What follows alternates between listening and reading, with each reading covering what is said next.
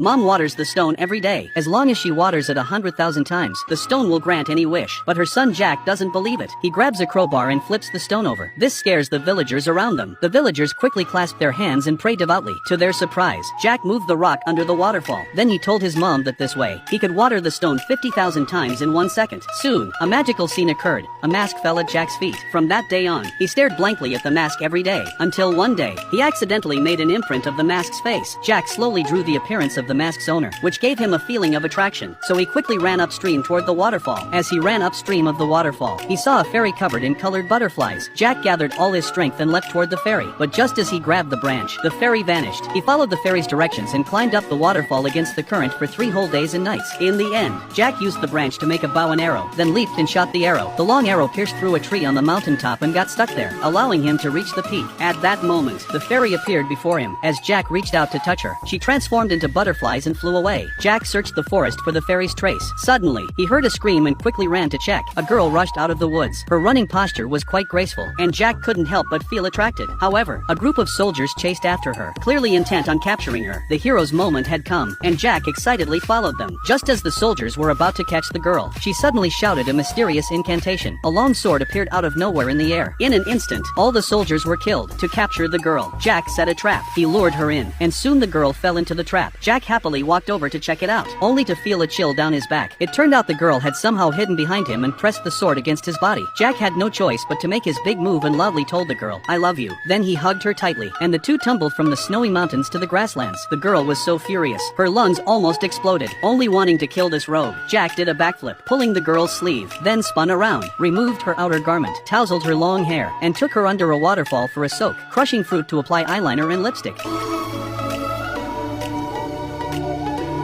The girl turned around and saw Jack holding her lost mask. She couldn't believe Jack had really come from the bottom of the mountain for her. She was so touched that she hugged him tightly. But thinking about rescuing the princess, she took the opportunity to drug Jack and left alone. However, she hadn't gotten far when an accident happened. A soldier suddenly threw a fishing net and successfully captured the girl. Just as they were about to harm her, Jack appeared in time. With the soldiers getting closer, Jack quickly pushed a large boulder to stop the pursuers. But what he didn't expect was that the impact from the boulder triggered a landslide. Jack hastily tore off a piece of bark and slid out with the girl. Just as the heavy snow was about to bury them alive, they reached a cliff. Jack immediately dashed toward it. They successfully escaped.